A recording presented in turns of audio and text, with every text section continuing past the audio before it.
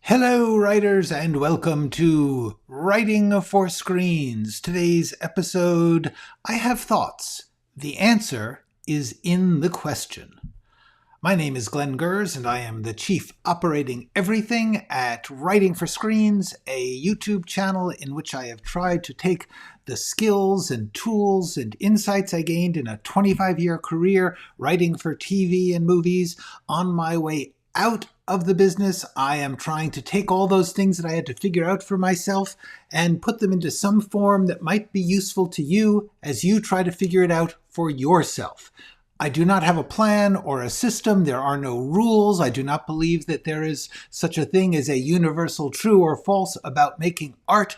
All creativity is flexible and personal, and therefore you have to figure out for yourself what kind of work you want to do, what kind of work you can do, what kind of skills and tools you're going to need that work for you, and try them out, see if they work for you. If they work, that's great. If they don't, throw them away or set them aside, put them in your toolbox for another time.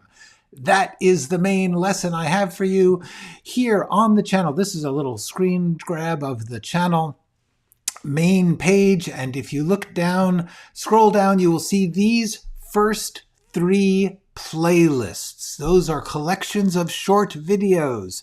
The first one is called Screenwriting Essentials. The next one is Screenwriting Tools, Skills, and Craft.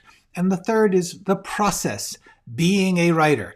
This collection of three playlists has about 50 10-minute videos in it.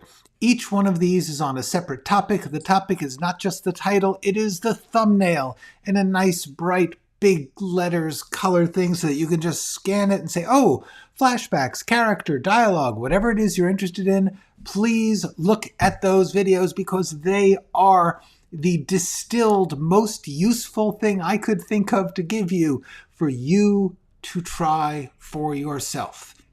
That is the big lesson of this channel. Then, just to keep things interesting, on Wednesdays, every Wednesday, if I can make it at 1 p.m. Pacific Standard Time Zone, I come on and talk about a different topic. Today's topic is about how to deal with those questions that you wrestle with and just can't solve. So we'll be talking about that a little, and then I'll throw it open to questions if there are any questions. It's a quiet day today. It's the day before Thanksgiving. I think a lot of people are going to be cooking. I certainly was and will be. But let me say hello to some people. Hello, Fung. Hello, Pelicans. Hello, Sonia. And hello. I've never seen me wearing my sweater before. Yes, it is autumn. I'm wearing my autumnal clothes. Okay, let's get into this because it is my big topic of the episode. What I wanted to talk about is something that's been on my mind a lot.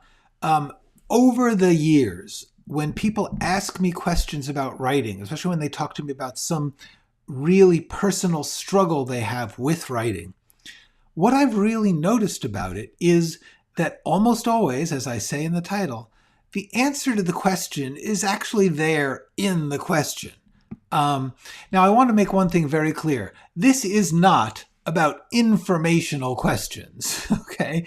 If you're saying like, how do you format dialogue? The answer is not in the question. You actually have to get that information. That's not what I'm talking about. I'm not talking about those questions. I'm talking about the question where somebody will say, I really feel like I ought to, invest in my characters more, but I just find myself writing plot and I never get to the characters, something like that. What should I do?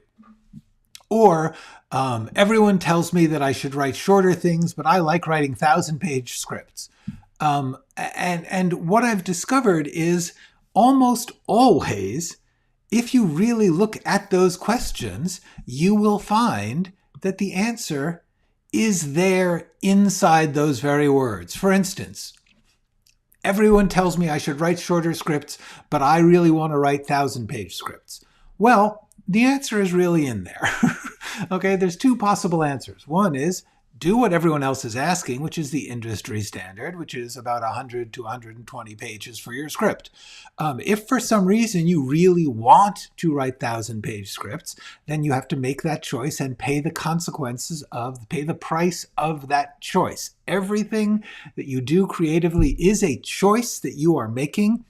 And when you make it, it's fine to make it. Just recognize the price you will pay for doing it. For instance, almost no one is going to read a 1,000-page script. They just are too busy. So therefore, if you really, really want to write it, and it's okay with you that people in the industry don't read it, cool, write it. That's fine. If you really want to get a job in the industry, you're going to need to write shorter scripts. It's that simple. The answer is there in the question. You simply have to make that choice. And what this really gets down to is almost always the thing that is holding you up will be something that you are afraid of, or it will mean that you have to give up something you like, or you just want reassurance about this thing that you are asking about. That is the real secret to all of these questions that people will tell me, especially when people tell me about a question that has lingered for them for a long time. The answer is almost always going to be, yeah, that's because you really are afraid of this thing that you are feeling you ought to do. Or you really, really, really don't want to do it. You just have to accept that you don't want to do that.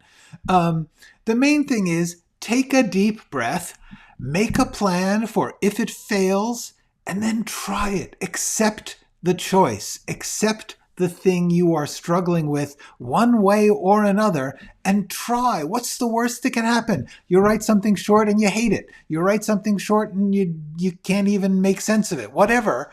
That's just going to be the way it's going to be. There is nothing to do when you get into one of those absolute stuck because there's something that you think you should do or you've been told to do and you don't want to do it, or something that you're trying to do that you can't seem to get yourself to do. A lot of people are like, I just can't finish a script. Well, the answer is in there. You're going to want to finish a script.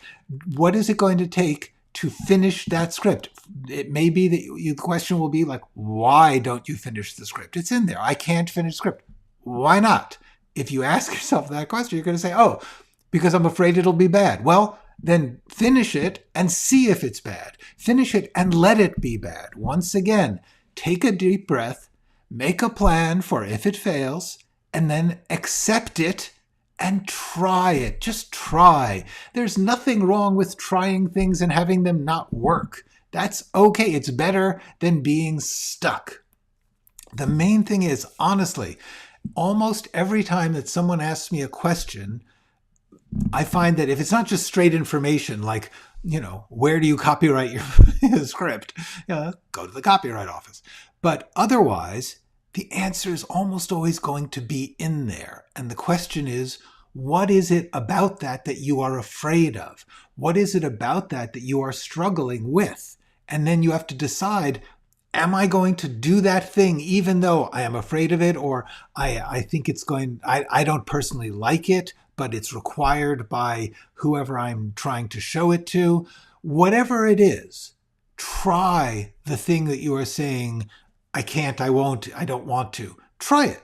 What's the worst that can happen? Okay. So that's the entire, lesson here. I'm going to open it up to other questions, but let me see what's going on. Some other questions. Hey, Glenn, this technically isn't a writing question, but what do you think about when you have to imagine your character's appearance? I feel like I'm not as good at nailing down this is one of those questions. This is great. I'm good at nailing down the mental, but not the physical. Okay. Well, here's the thing. That is technically, by the way, Johan, this is absolutely a writing question. And the answer is, like, what do you think about when you have to imagine? I think about their appearance. If I can't think about what they look like, I think about what other people who might be like them have looked like. Or I think about, well, if I can't imagine this appearance, I'll just go look around at stuff. I'll look at magazines. I'll look at old photos. I'll walk down the street and think about, like, what do they look like? The answer is in there. If you need to imagine your character's appearance, you feel like you're not good at it, borrow it, steal it, take it from other places. Not a problem. You don't have to be good at it. The thing is, you're saying, I feel as if I'm not good at it. Okay, be bad at it. That's really what it comes down to. Write down what you think of as their appearance, even though it's bad. You think, oh, they look like a crow. Oh, they look like a sea lion. Oh, they look like a guy from Esquire magazine. I don't know, whatever it is, try it. Try it. Take a deep breath, make a plan for if it fails. Okay, if it doesn't work this, I'll try something else. And then try it. Just try. That's really going to be the answer for almost every question. I love this question, Johan, because first of all, it is definitely a writing question. And the answer is, what do you do when you have to imagine? The answer is, you imagine. Whatever you imagine, like if you say like, I can't imagine, you probably can imagine. You just don't think it's good imagining, okay? That's your problem. Your problem isn't that you can't imagine. But suppose that you really, really can't imagine. I would say a couple of things. Check out this video, Instinct. Instinct. And then I would also do Use What You Have. These are two videos I made. Like I said, almost always, whatever I have to say, I'm going to have put into these. I'm going to have put into these playlists, which are there and they're there. So please take a look. I will put links to these, the ones that I'm mentioning here, in the description of this video about 10 minutes after I stop broadcasting, because I'm busy right now. Can't go looking up for the links. But the answer is, when you are trying to imagine, use what you have. What do you know about the person? For instance, here, this use what you have. This character will live in a certain place. They will do a certain job, whatever it is. They will, even if it's an imaginary world, even if they're a hobbit, okay, you're going to have to say, well, I'm going to have to make up hobbit clothes. So I'm going to have to say, and I'm going to think about other things I've seen. I'm going to do some research on different kinds of rural clothes from medieval England, whatever it is that's going to inspire hobbit clothes. That's how you're going to imagine them. And then start. If you start with like, oh, they wear really short pants with fringes, and then later, a week later, you look at it, you're like, that fringes thing seems sort of stupid. Then you take out the fringes and you're still moving on. It's okay. It is all good. Then there's another one that really does help, which is this video, brainstorming and scrap piles. But this is about the brainstorming part, which is how to loosely look around on a specific question. That's what brainstorming is. Brainstorming isn't just random free association. What you're talking about when you're trying to think about characters' appearance is, what can I think of about appearance? Well, I'm going to think about physical bodies. I'm going to think about different types of bodies and what they might be like and what that may refer to or sometimes counteract the inner person. Sometimes a person is a big, looming, muscular person, but they're actually very gentle and timid inside. That's cool. That's a character. Or maybe they are very, very teeny and very timid inside. Play with it. Brainstorm. Try stuff. Did someone ask about a 1,000-page screenplay? No. Somebody people have said, like, I'm writing a book and it's just going out of control and it's 1,000 pages. And I'm thinking, that's okay if you don't mind that some people are not going to want to read 1,000 pages. And the other question that comes up with something like that is, are you writing 1,000 pages because you don't want to do rewrites? But these are all questions that, honestly, if you just talked more about the question, you would give the answer. Okay. Roberta says, Wong Kar-wai wrote a 2,000-page screenplay for the movie Happy Together. The final product of the movie is only around 100 minutes. It's quite pointless to write that long. I'm not sure that it is pointless. Sometimes that's the process. In other words, like if you take the number of pages I do in rewriting, so it's not 1,000 pages of rough draft, but it's 1,000 pages of 100-page drafts that I've written and rewritten and rewritten. That's 1,000 pages, absolutely. And sometimes you need to make a big mess and then you find your materials within it. And writing 2,000 pages of a script might qualify as making a big mess, being creative and spontaneous, and then you start to pluck out the pieces that seem strongest to you. That's not a waste. It's a waste if you're thinking in optimized efficiency of number of words per writing session. But sometimes you need to put all the pieces on the floor and look at them before you start to pick out what the ones are. Johan says, I actually do this. Whenever I have a struggle, I actualize it and think of it as it is and just iterate ways to do it. And it usually works. Yes, absolutely. That what I'm saying is the answer is already there. You actually can do it. You just feel insecure about it. I guess I don't know how to explain it, but I guess I kind of go from blurred colors to solid colors, I think.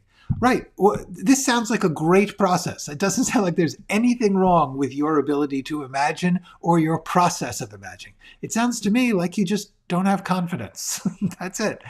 So I would just say, once again, I'm just going to say I'm going to keep saying the same thing. Try it. Just take a deep breath.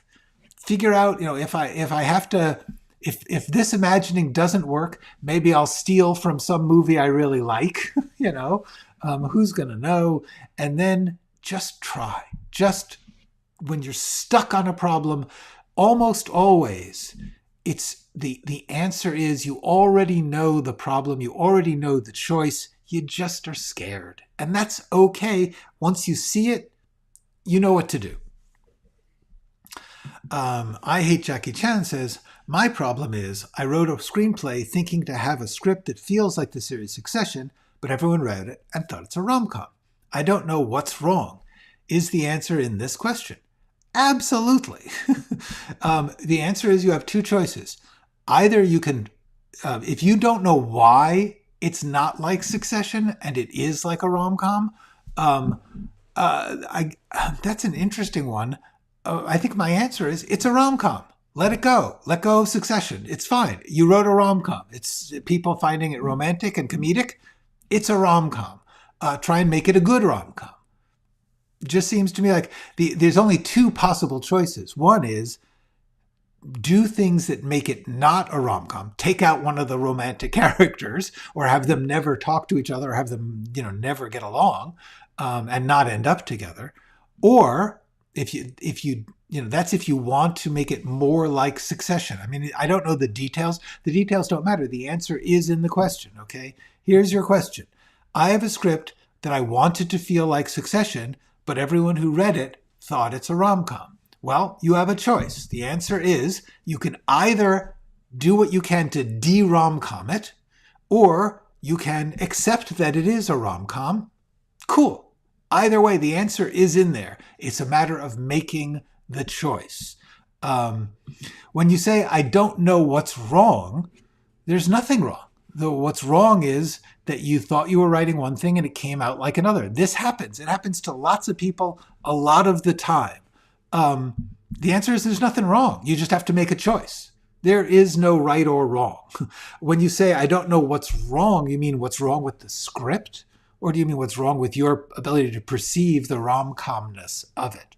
And I would say if you really, the answer is when you say, I don't know what's wrong, if you mean I don't know what's wrong with why the script is not like Succession, I think you do. I honestly, I gotta say, I believe that if you seriously started to, if I asked you detailed points, you would say, well, they keep, this couple keeps getting together and whatever you think it's like Succession, I'm not sure what's like, is it like Succession in that it's about a media empire? Is it like Succession in that there's a father and 3 children? I'm not sure what is like Succession, but the answer is right in there. It's like, why isn't it like Succession? I don't know. You'll have to look at the details, but that's your question. The answer is in that. Hello, Doreen. You are welcome, Johan. I hope it was helpful. It honestly, Johan, it sounds like you're doing great. It really sounds like your only problem is that you don't like your own inspirations enough, that you don't trust that you're doing a good job, because it sounds like you're doing everything that I can think of to do. Hi, Larry. Been a while since I popped in. Currently at work. Should be on my lunch break soon, so I might be able to chat soon. Okay, well, you just lurk and work. That's good. Burgundy says, your intention is the knot of your story.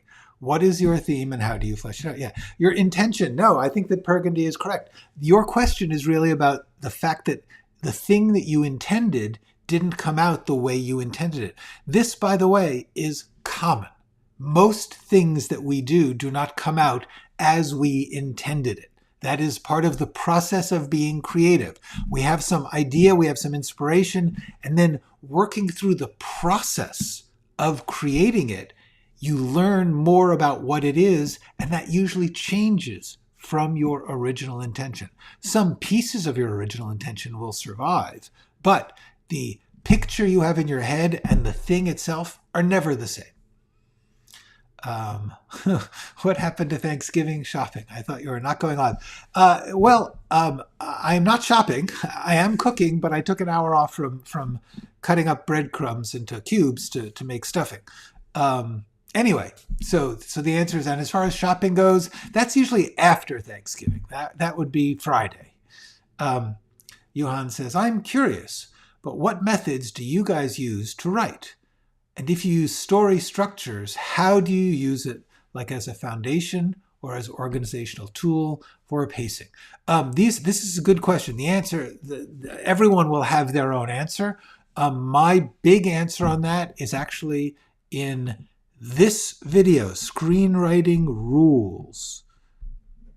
And the answer is, if you want to completely lock into one person's system, that is a fine thing to do. But recognize that any one of these story structures or story systems or writing systems, any one of them is a possible tool, a way to do it. It's not the right one. It's not the only one. The question will be, does it work for you? Is it productive and enjoyable for you? If it's not, then it's the wrong tool. And the idea is that you should try and examine and explore as many of them as you comfortably can, and then use the pieces or the plans that work to help you. Because there is not a right answer to how to be creative, or even what kind of work should come out of your creativity. A lot of people spend a lot of time making a formula. All stories should have this part happen at this page, and all stories should have a character who does this, a character who changes. None of that is right. Anything where it's like all stories should, it's incorrect. Not all stories should do anything. But many of these patterns, many of these formulae can be useful as long as you don't find it constricting your talent or process or enjoyment. That's what I would say.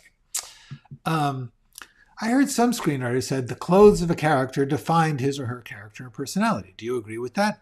To a certain extent. I don't think it defines as in definitively if he wears a leather jacket, that means he's a thug. It could mean he's a stockbroker who wants to look like a thug. Or it could be that he's living in a time when everyone wears leather jackets.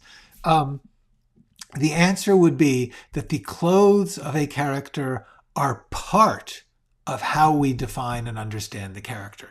If you are thinking, this type of clothing will tell the audience who this person is, you're cheating. You are hoping that they will, that the audience knows the same stereotypes you do, and you are using a stereotype. That is not, as far as I'm concerned, defining a character. I did a whole video on character, which I would advise watching about this, because I do talk about the physical versus the internal and the things that create a character, define a character. I believe that a character is primarily defined by their actions. Okay. Burgundy says you can do so much characterization with clothes. They choose them after all. Also world building in some cases, yes. Although sometimes they don't choose them. Like if you were in 1984, I believe the clothes were required by Big Brother. Yuhan says, it kind of does. The clothes do kind of define the character, since a character will pick their clothing in accordance with the purpose. But whether that's due to personality or to subvert it, I don't know. It kind of works. Yeah, Burgundy. Okay. So yeah, this is what it comes down to. When people make like broad statements, which are like, "This is the end. This is the answer."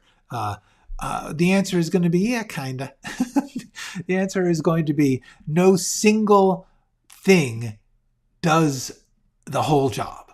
Does the whole job of working out a story, does the whole job of defining a character. Different people will do it differently. If this character, for some reason, feels that clothing is everything, cool. I would hope that they would also think about the character's feelings and desires and behavior, but that's just me. Okay. Hi, Tavikins. Hello from Norway. It's been a while. I haven't seen you. My 10-episode story is in front of a beta reader who works adjacent to the people who would buy or license my script. Your 6 questions. Oh, I'm so glad. It's great to see you. I haven't seen you in a while. I am thrilled for you. Congratulations. And that's what Johan and Doreen also say. Congratulations. I hope everything is nice there in Norway for you. Hi, Jean. Good to see you and your ward. Okay, Jackie Chan is giving us details. My screenplay is a CEO trapped in the basement by a crazy ex-girlfriend 10 years, and a millionaire took over as CEO. He fell in love with the daughter of that guy when he tries to get his position back. Okay, I got to tell you, I don't see a lot of Succession there. I mean, a little bit, sure. There's the notion of setting something in the corporate CEO land is Succession-like, but that's also like a movie from the 1960s called Room at the Top, or so you know. That's certainly true. My answer would be: it sounds to me like this is, in fact, a rom-com. It's a twisted, dark rom-com, but it sounds like it to me. The answer is just enjoy what you have written and make it work better for what it is. That is the answer, as far as I'm concerned. Yes, achieving it is an all-time high. I am so glad that you see that. That is great. Yeah, if you actually get work done that you started out working and you finish that work, that is the win. You've already won. Anything else is a secondary test of its winningness. Do you think Ridley Scott is finished? Gladiator 2 is awful. I actually kind of liked Gladiator 2. I thought it was a lot of fun. I noticed that almost every rule or formula has an all is lost crisis moment. Yes, that is true. 2 separate questions. So let's go back to Sanchez. I liked Gladiator 2. I thought that as a Gladiator film, by which I meant in that franchise of 2, not just a film about gladiators, because so is Spartacus and lots of others. I thought it was good. I thought it was well made and entertaining. I thought the various set piece sequences were terrific. I liked the characters. I thought the actors were fabulous. So I would say that in general, my take on Ridley Scott, who is actually one of my favorite directors, but he likes to work so much that he just grinds out films, whatever. He cannot allow himself a dead space. He must go from project to project to project. As a result, some of them are not that good. Some of his films are just don't work. I think God, the Moses movie is pretty terrible. A lot of it depends on the script. If he gets a good script, he rocks. If he doesn't have a good script, he still directs well. There will be beautiful shots. and cool production design, but his highs are so high, and I think Gladiator 2 is way up there. I think Gladiator 2, in some ways, I like it better than Gladiator 1. It's a little less pompous. Gladiator 1 was a little too self-serious. There's a certain amount of humor in Gladiator 2, which I truly liked. But that does not mean if you didn't like it, cool. Is Ridley Scott finished? Ridley Scott will not be finished until he dies. He is going to work until he falls over. So the answer is we never know what's going to come next, because like I thought American Gangster and Kingdom of Heaven were great, but I thought The Duelist was great. So who knows? Robert Freeman talking about formulae, talking about story structures. Almost every rule or formula has an all or lost or crisis moment, which I would actually agree that many, many of them do, because it's a way of signaling the urgency. I mean, one of the things that you have to remember, most people who are coming up with a scheme or story structure are doing it within the conventional commercial industry. And therefore, they're, first of all, looking at those things which were already successful in that department of filmmaking. And they are saying, well, I noticed that you need to increase the stakes all the time. The story should get more and more urgent as it goes on. So therefore, the urgency, which could be defined as a crisis or an all is lost, in other words, that the things get most threatening to the main character's goal, is going to be pretty much the second to last thing that happens. And then the last thing that happens is going to be somehow or other either saving the day from that bad moment or falling into a total tragedy from that bad moment. Either way, that tends to be part of the formula of commercial storytelling. However, I think it's safe to say that a lot of other stories don't have that. I'm not sure that Hamlet has one. I mean, Hamlet has one in the last scene in the big duel, but I don't know. A lot of stories don't really have that because they may be more based in sort of emotional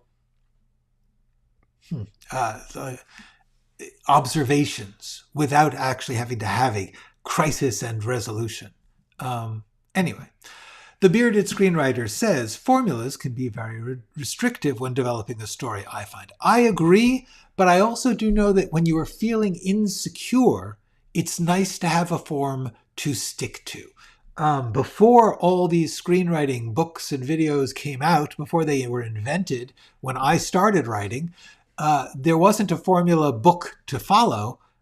So therefore, the formula that you come up with in that circumstance is that you look at the things you like and you figure out how they do it, and that's your formula. The thing is, of course, it'll depend on what you like.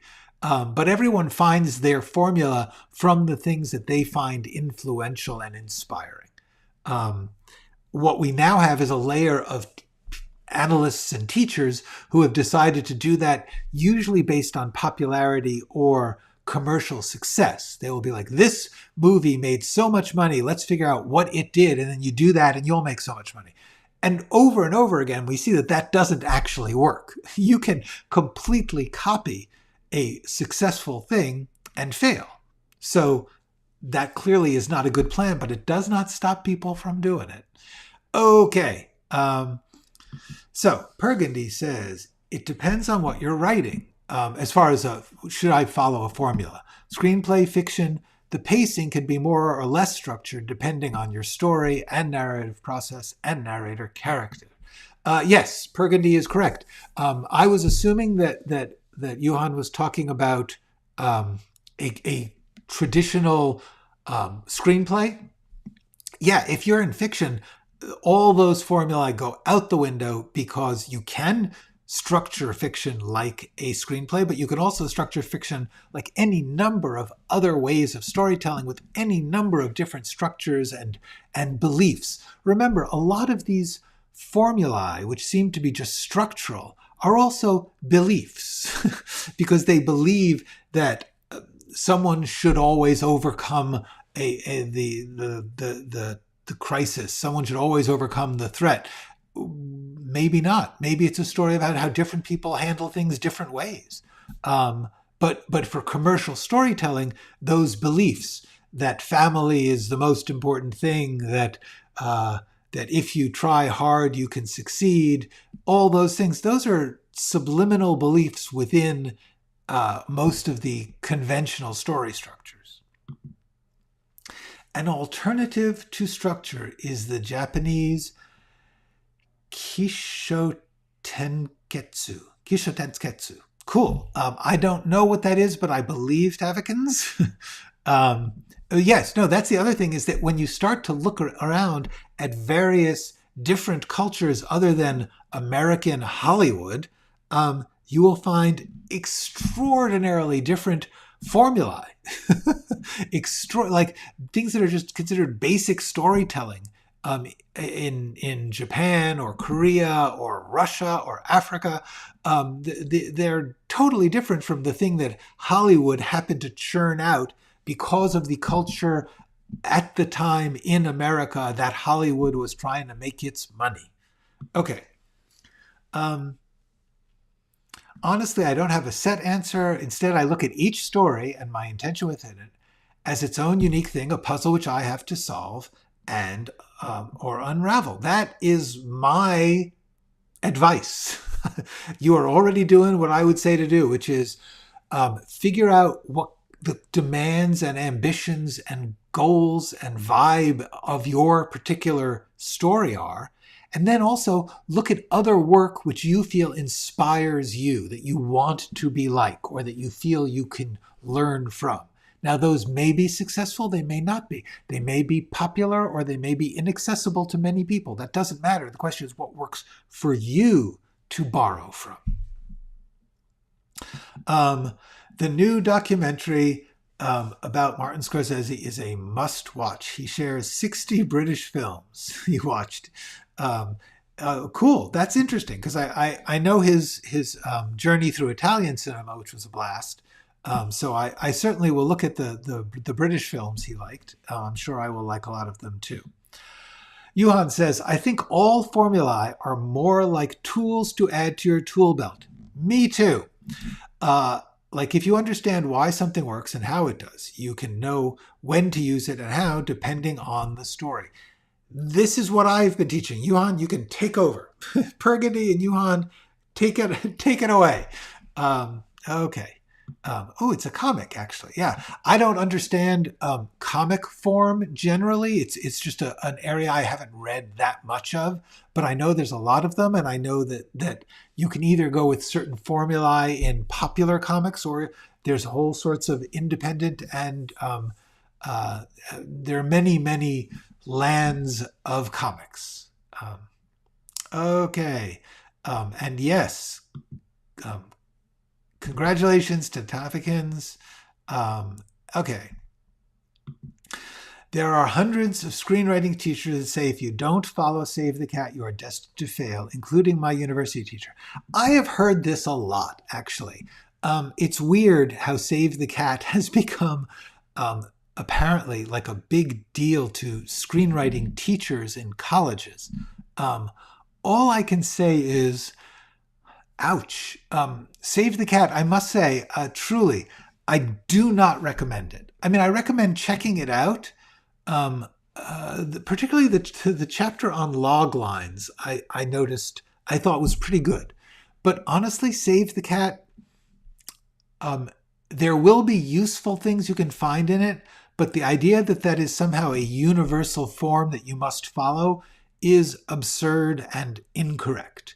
And I feel badly saying that, because I try not to trash other people's work. But when something has become bizarrely shared as an absolute rule, I do feel a responsibility to say, that's crazy. That's silly. Save the Cat is mostly the personal whims of this one particular guy who was not like a genius screenwriter. I mean, it wasn't like he wrote Citizen Kane or something. He just had a popular way of expressing things, which for some reason people just latched onto, and it's absurd. His categories for what genres are wacko.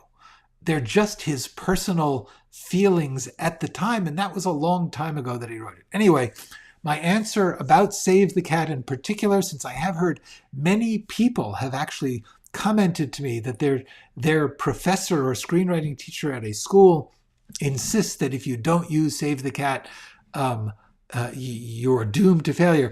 That's just wrong. It's just wrong. I'm saying it. Hot take on that one. Have I watched Wicked? No, I have not. I never saw the play. I like early Stephen Schwartz musicals. I am looking forward to seeing Wicked, frankly, when it comes to my house for free because it's streaming. I'm also kind of pissed off that it's only half the story and that I have to wait for the sequel. That's not my favorite thing. It sort of makes me want to wait till both halves are out. It's like I've gotten very uncomfortable with watching a series that I'm very afraid. So series often will get canceled in the middle. And I don't know. Anyway, comics have a lot of room to work with, story-wise, story possibilities. Exactly. This is a fact, which I agree. Okay. Hi, Donna Nelson. Tavikins is in the same. I think graphic novels and comics are a great form. 10 episode is a graphic novel. Very, very cool. Hi, Larry. Enjoy your break. Be sure to eat and drink. Okay. Donna just got here. I'm wondering, have you made yourself redundant by your title in this video? Yes, I have. Absolutely. But I tried to explain a little bit. Basically what I'm saying is that simply most of the time when you have not an informational question, if your question is how do I get to downtown, there is an actual answer that you need to find out. But I'm saying when you get into one of these, I feel like my characters aren't heroic enough because they're not smarter than everyone else, but I'm told that that's what you should do. The answer is actually in there, which is you feel XYZ and you are told other thing. And your answer is you have to make a choice. There is not a right or wrong to that. And very often people will say something like, I feel like I can't write dialogue. Well, then the answer is practice writing dialogue. Learn to write dialogue. Study writing dialogue. If it may be not the greatest part of your writing, it doesn't matter. The answer is if it is bothering you enough to make it into a question, the answer is in there. Work on that. There's really no solution. Either that or don't write dialogue. I guess what I'm saying is the answer, yes, it is redundant. It's a very simple thing. At the same time, I feel like people don't say it. They're always like, oh, watch out, there's an answer. And if you don't know it, you can't do this. Wrong. You probably already know everything you need to know to start, to work, to try. That's it. Watson Neal says, I watched the 1958 Japanese movie, The Hidden Fortress, which I'm pretty sure Star Wars stole its plot. Certainly, that is very likely. George Lucas stole, in the good way, from tons of different material, including Joseph Campbell, including King Arthur, including gosh knows how many myths. George Lucas was not shy about saying that he really churned through old storytelling and influences. Old movie serials, the kind that he watched as a kid, were a big influence. All of that was stuff he stole. And I say that with quotes because there's the famous quote attributed to T.S. Eliot, but lots of other people too. Bad poets borrow, good poets steal. In other words, if you're going to take something, you don't borrow it and preserve it and give it back. If you're going to take something from somewhere, you take it and you make it your own. You steal it. Okay. Wait, I'm confused. Is fiction its own genre? No, by fiction, I meant prose, novel, story fiction. In other words, writing non-script prose is the word I should have used. Narrative prose. um, so yeah, screenplays are indeed fiction in the sense that they are made up stories. I meant fiction in the terms of a novel, in terms of a narrative prose work that is not intended to be filmed. Does that make sense? Let me know. Okay. Hi, Mark. Your favorite viewer here just joined. Will you be willing to share any funny stories from your career? Parties, drinks, drugs, all the good stuff. I certainly will. I'll share one now because I was just thinking about it. I'm reading a new book by Richard Price. Richard Price is a novelist and screenwriter. He also happened to be my writing teacher for one class back in the late 70s, early 80s. And I was in his class, and it was a short story writing class. There were about 10 students. Each one had to write a story every week. Somebody had to read theirs out loud every week, and then we discussed it. And somebody wrote a very poetic story, which started with a very artistic, poetic description of a bakery. And I raised my hand. I was like, I think this is confusing. I believe that you have to write, whenever you write anything, you must immediately tell the reader who it's about, where it's set, what's going on. Richard sort of looked at me and just said, no, you don't. And it was one of the most humiliating and useful moments of my career, or my writing education, because I was so adamant about this formula. I was so adamant about the rules that I had in my mind from commercial Hollywood that I just was wrong. I was just wrong. And to Richard's credit, he was nice about it. He was just like, that's wrong. That's just a wrong thing you said. And he moved right on, and it was incredibly awkward because the moment he said, no, you don't, I realized, in fact, you don't. But I hadn't really thought about it because I was so formula minded at that time. So there's a little story. I've been collecting things I regret. I'm going to do an episode of things I regret. That was one of the things I regretted. Okay. Johnny To's 2003 Hong Kong gangster movie, Election, built up for the audience to expect a big fight within that gangster group, but it never happened. Yes, whatever rule you can come up with for that all stories should do X, you're going to find a great example of something that doesn't. So all I can say is rules are tools. I actually believe I've got a do I have that? Let me see if I can find it. I got to organize this. Rules are tools. That is one of my favorite things to remember. I'm just quickly scanning. I had too many slogan slides here. Another time. Rules are just tools. You use them or you don't if they fit the situation and your plan. That's just that simple. Not all films are fiction. Some are at least based on true stories. I believe it is Tale. Yes, T-A-L. But the answer is yes. No, obviously there are non-fiction films. Non-fiction films, by the way, are called documentaries. Dolphin Tale, or a story that is based on true events, is still considered fiction. Oh dear, we're back on Save the Cat. My university teacher uses the book for exams. There was an essay question to explain his 10 genres.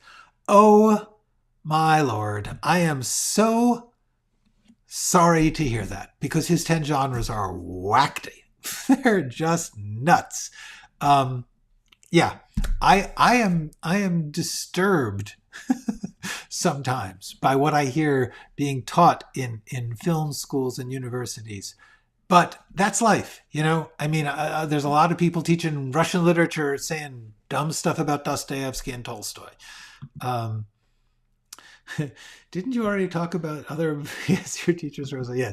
Yeah, no, we've got certain people who definitely are constantly reporting on their bad writing teacher. And I don't like to trash other writing teachers because first of all, they're no matter how much BS they may spew, there may be in that pile of stuff some good stuff. Really, truly, keep looking.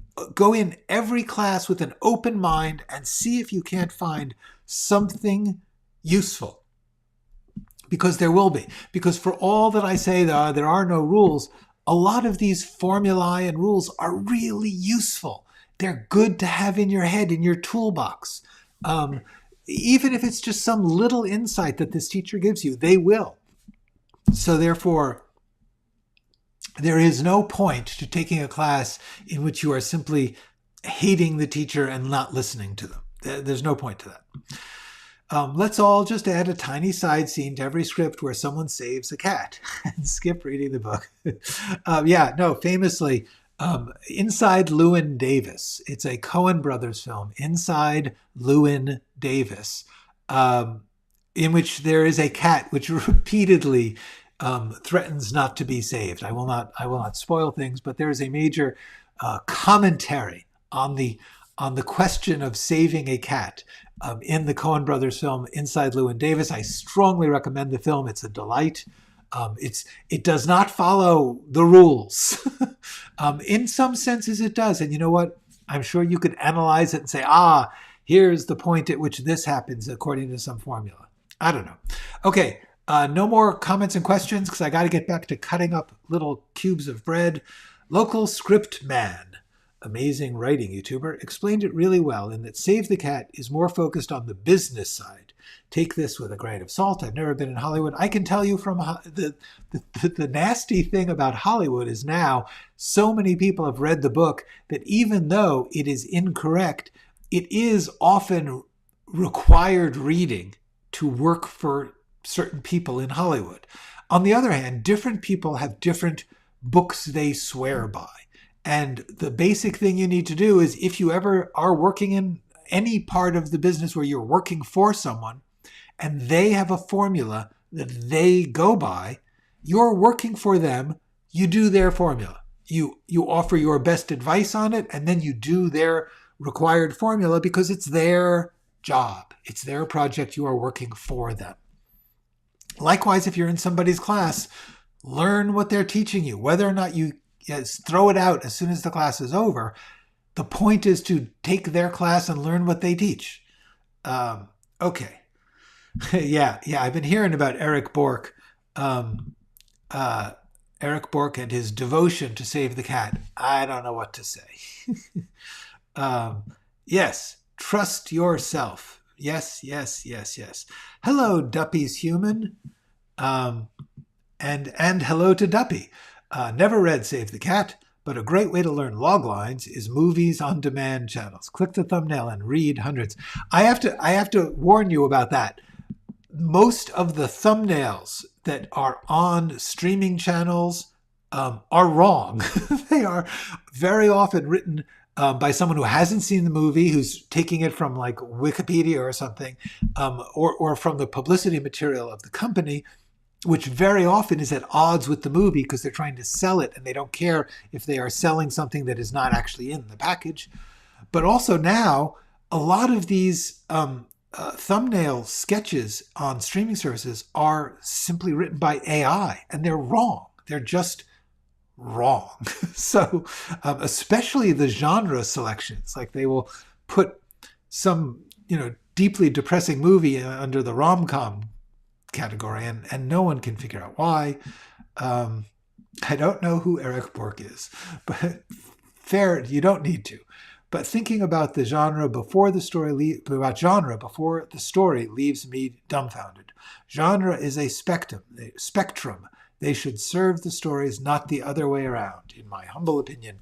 I agree, although often, like if you know that you are writing a Western or you're writing a pirate movie, you should explore that genre. You should say, if you are committing to a genre because the story you're thinking of is something that you like the genre or want to try the genre, then there's nothing wrong with saying, I'm going to do a private eye movie. I'm going to check out the classic and alternative private eye stories to get a feel for the genre. I think that is a valuable thing to do.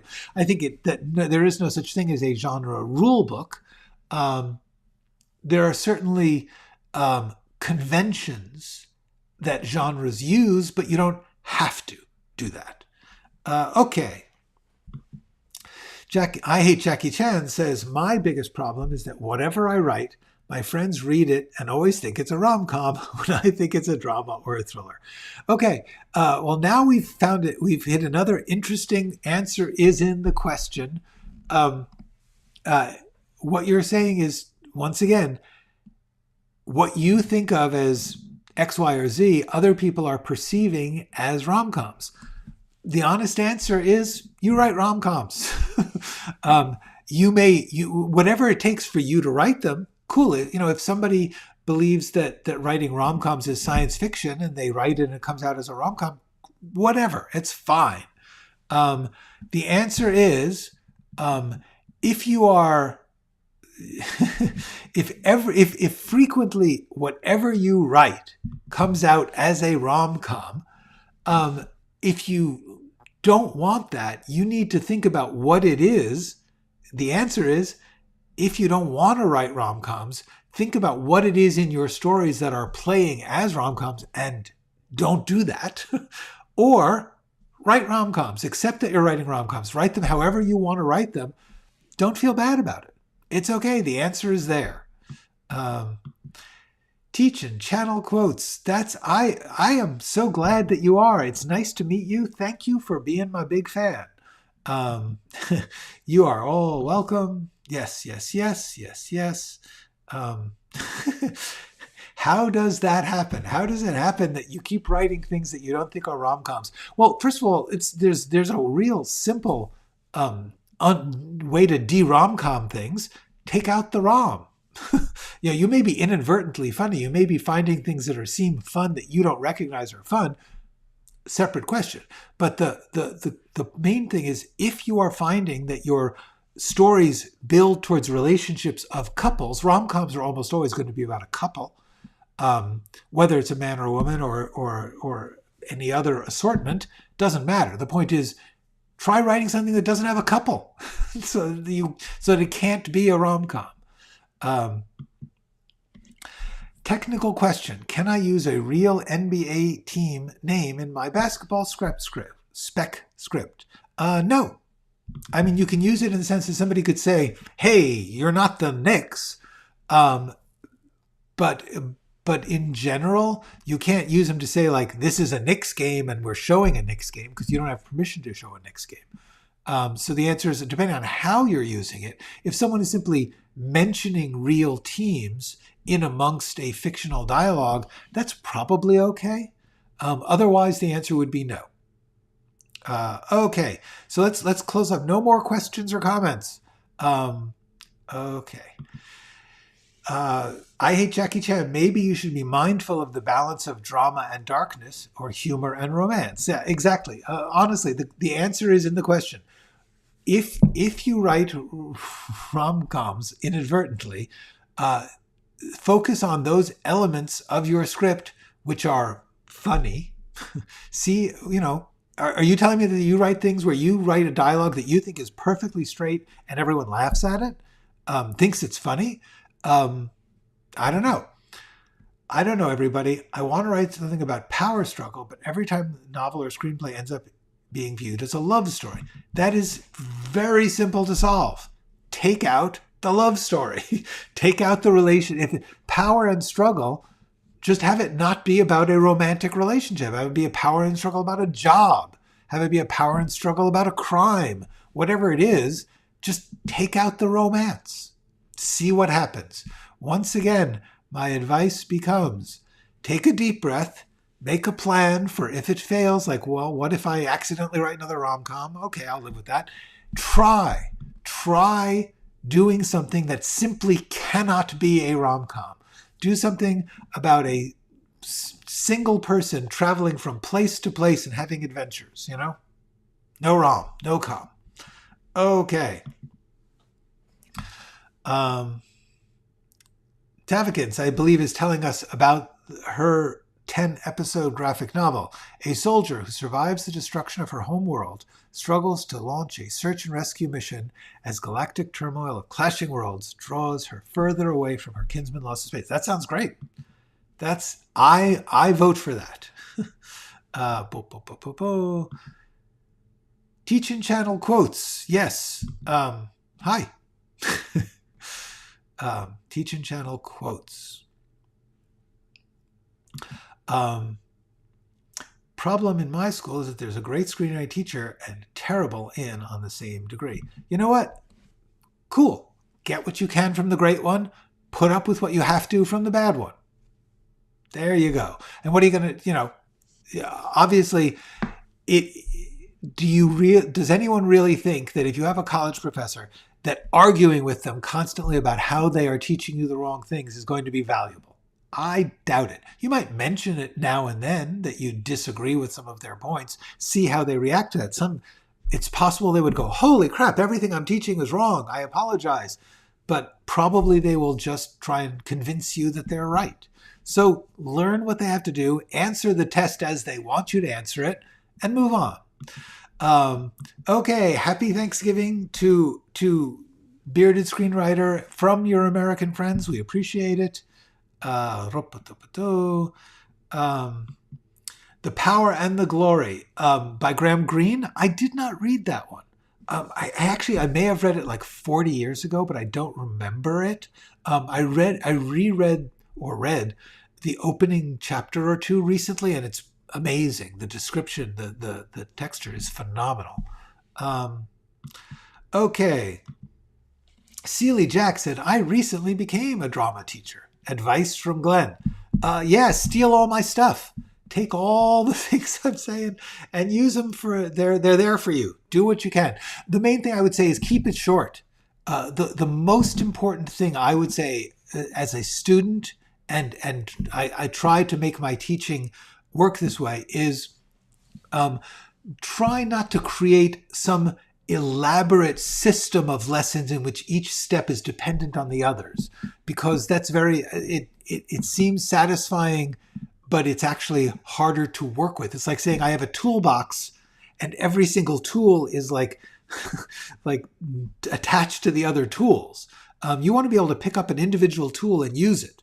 And remember that the things that you're teaching are tools, they're skills, they're insights, there is no single answer. So what you're trying to do is figure out which tools are most valuable, are most useful, are most commonly demanded in the outside world, since you are teaching people to prepare them for that.